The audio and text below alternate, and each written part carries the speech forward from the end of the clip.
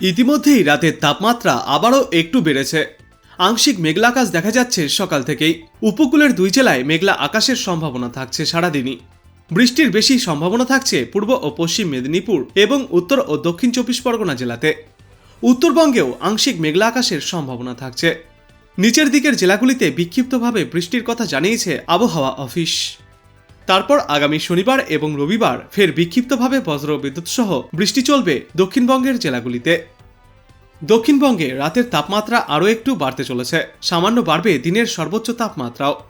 আগামী 2 থেকে 3 দিনে সর্বোচ্চ তাপমাত্রা 32 ডিগ্রি সেলসিয়াস থেকে 35 ডিগ্রি সেলসিয়াসের মধ্যেই থাকতে পারে। তাপমাত্রার সঙ্গে সঙ্গে বাতাসে বাড়বে জলীয় বাষ্পের পরিমাণ। আজ থেকে আগামী মঙ্গলবার পর্যন্ত বেশি বৃষ্টি হওয়ার সম্ভাবনা। মেঘলা আকাশ, বজ্র বিদ্যুৎ সহ হালকা মাঝারি বৃষ্টির সম্ভাবনা রয়েছে। সঙ্গে চলবে ঝড়ো হাওয়াও। উড়িষ্যা থেকে আরব সাগর পর্যন্ত একটি অক্ষরেখা রয়েছে, যে অক্ষরেখাটি ছত্তিশগড় থেকে তেলেঙ্গানা হয়ে কর্ণাটকের ওপর দিয়ে গিয়েছে। এছাড়া ঘূর্ণাবর্ত রয়েছে অসম এবং রাজস্থানে। বিপরীত ঘূর্ণাবর্তও রয়েছে বঙ্গোপসাগরে। এই জন্যই দক্ষিণবঙ্গের জন্য পূর্বাভাসে বলা হয়েছে রাতের তাপমাত্রা আরও একটু বাড়তে চলেছে। সামান্য বাড়বে দিনের সর্বোচ্চ তাপমাত্রাও। তাপমাত্রার সঙ্গে সঙ্গে বাতাসে জলীয় বাষ্পের পরিমাণও বৃদ্ধি পেতে চলেছে। বঙ্গোপসাগর থেকে আসা জলীয় বাষ্পের সঙ্গে পূবালি হাওয়ায় বজ্রগর্ভ মেঘ তৈরি হয়ে স্থানীয়ভাবে বৃষ্টিপাত চলবে। বজ্রগর্ভ মেঘ থেকে বিক্ষিপ্তভাবে স্বল্প সময়ের জন্য এই বৃষ্টিপাত চলবে বলেই মনে করা হচ্ছে। আজ মূলত বৃষ্টির সম্ভাবনা থাকবে পূর্ব ও পশ্চিম মেদিনীপুর এবং উত্তর ও দক্ষিণ চব্বিশ পরগনায় সবথেকে বেশি। বৃষ্টির সঙ্গে থাকবে প্রতি ঘন্টায় 30 থেকে 40 কিলোমিটার গতিবেগে দমকা ঝড়ো হাওয়া। এছাড়াও কলকাতা, ঝাড়গ্রাম, হাওড়া, হুগলি, পূর্ব বর্ধমান, নদিয়া ও বাঁকুড়াতে বজ্র বিদ্যুৎ সহ হালকা মাঝারি বৃষ্টির সম্ভাবনা রয়েছে পূর্ব ও পশ্চিম মেদিনীপুর এবং দক্ষিণ চব্বিশ পরগনা জেলায়। তারপর আগামীকাল বজ্র বিদ্যুৎ সহ হালকা থেকে মাঝারি বৃষ্টি চলবে দক্ষিণবঙ্গের প্রায় সর্বত্রই। এবং রবিবার দক্ষিণবঙ্গের সব জেলাতেই বৃষ্টির সম্ভাবনা। বিক্ষিপ্তভাবে হালকা মাঝারি বৃষ্টি চলবে। সোমবার সামান্য বৃষ্টির সম্ভাবনা রয়েছে এবং তারপর আগামী 19শে মার্চ মঙ্গলবার আবারও বৃষ্টিপাত বাড়তে চলেছে। দক্ষিণবঙ্গের সব জেলাতেই বজ্র বিদ্যুৎ সহ হালকা থেকে মাঝারি বৃষ্টির পূর্বাভাস থাকছে। বৃষ্টি চলবে কলকাতাতেও। উত্তরবঙ্গের জন্য বলা হয়েছে আপাতত বৃষ্টির সম্ভাবনা নেই, সেখানে শুষ্ক আবহাওয়াই থাকবে মূলত উত্তরবঙ্গের জেলাগুলিতে। সপ্তাহের শেষে শনিবার আর রবিবার পশ্চিমী ঝঞ্ঝার প্রভাবে অল্প বৃষ্টির সামান্য সম্ভাবনা থাকছে উত্তরবঙ্গে। দার্জিলিং ও কালিম্পংয়ের পার্বত্য এলাকায় সামান্য বৃষ্টির সম্ভাবনা রয়েছে। আপাতত তাপমাত্রা বাড়বে। সর্বনিম্ন এবং সর্বোচ্চ 2 তাপমাত্রাই বাড়তে পারে বলে অনুমান করছেন আবহাওয়াবিদরা। কলকাতার জন্য পূর্বাভাসে বলা হয়েছে আজ মেঘলা আকাশ ও বজ্র বিদ্যুৎ সহ বৃষ্টির সম্ভাবনা রয়েছে। থাকতে পারে হালকা ঝড়ো হাওয়া। তারপর এই সপ্তাহের শেষে শনিবার এবং রবিবারও বৃষ্টির সম্ভাবনা থাকছে। আগামী মঙ্গলবার বৃষ্টির সম্ভাবনা রয়েছে কলকাতায়। বজ্র বিদ্যুৎ সহ হালকা মাঝারি বৃষ্টি চলবে এবং সঙ্গে বজ্রপাতের আশঙ্কাও করা হচ্ছে। আপাতত কলকাতায় সর্বনিম্ন তাপমাত্রা 26.1 ডিগ্রি সেলসিয়াসে রয়েছে এবং সর্বোচ্চ তাপমাত্রা থাকবে আজ 32.6 ডিগ্রি সেলসিয়াসে। আপেক্ষিক আর্দ্রতার পরিমাণ থাকবে 39 থেকে 93%। অন্যদিকে বিশেষজ্ঞরা বাংলার পাশাপাশি ভিন রাজ্যের আবহাওয়া সম্পর্কে জানিয়েছেন পশ্চিমী ঝঞ্ঝার প্রভাব কমবে আজ থেকে। জম্মু কাশ্মীর, লাদাখ, হিমাচল প্রদেশ, উত্তরাখণ্ডে বৃষ্টির সম্ভাবনা রয়েছে। মধ্য ভারত ও পূর্ব ভারতে বৃষ্টির পরিমাণ বাড়বে। ঝাড়খণ্ড ও উড়িষ্যায় বৃষ্টির পূর্বাভাস রয়েছে এই সপ্তাহের শেষের দিকে। বৃষ্টিপাত হতে পারে ছত্তিশগড়, বিদর্ভ সহ মধ্যপ্রদেশের এলাকাগুলিতেও। দক্ষিণ ভারতের কেরল, তামিলনাড়ু, করাইকাল, মাহে এবং পন্ডিচেরি সহ সংলগ্ন এলাকায় উষ্ণ ও অস্বস্তিকর আবহাওয়া বজায় থাকবে।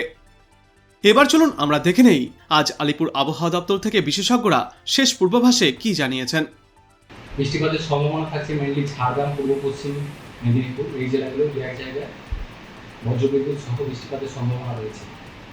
সেই সাথে সংলগ্ন যে জেলাগুলি রয়েছে বাঁকুড়া, হাওড়া, উত্তর দক্ষিণ চব্বিশ পরগনা এবং সেই সাথে কলকাতা এই জেলাগুলো দু এক জায়গায় হালকা ধরনের বৃষ্টিপাতের কিছুটা সম্ভাবনা থাকছে।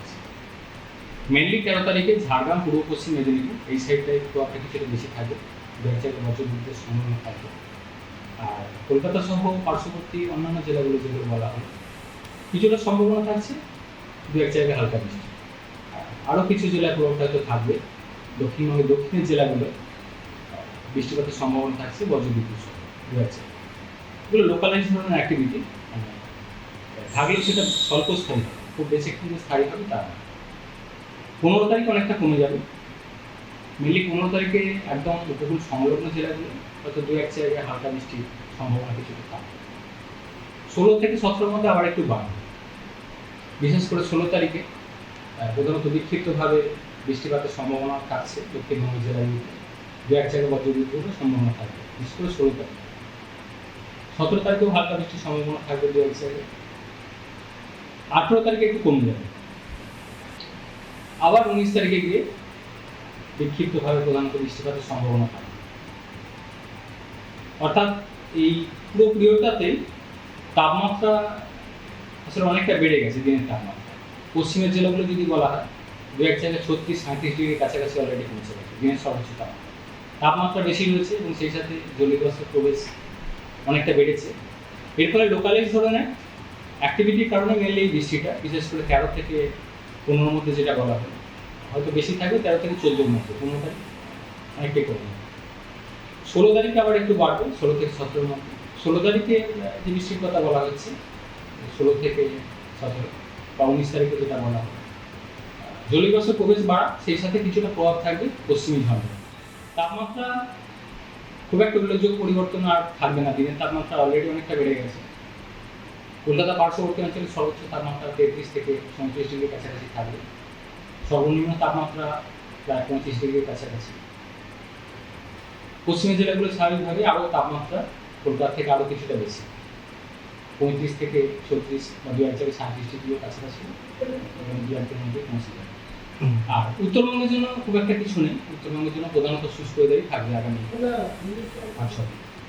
কলকাতার জন্য বৃষ্টিপাত যেটা বলা হয়েছে, কিছুটা সম্ভাবনা থাকছে হালকা ধরনের বৃষ্টিপাতের কলকাতা পার্শ্ববর্তী অঞ্চলে রয়েছে, ঝাড়গ্রাম, পূর্ব পশ্চিম মেদিনীপুর এই সাইড।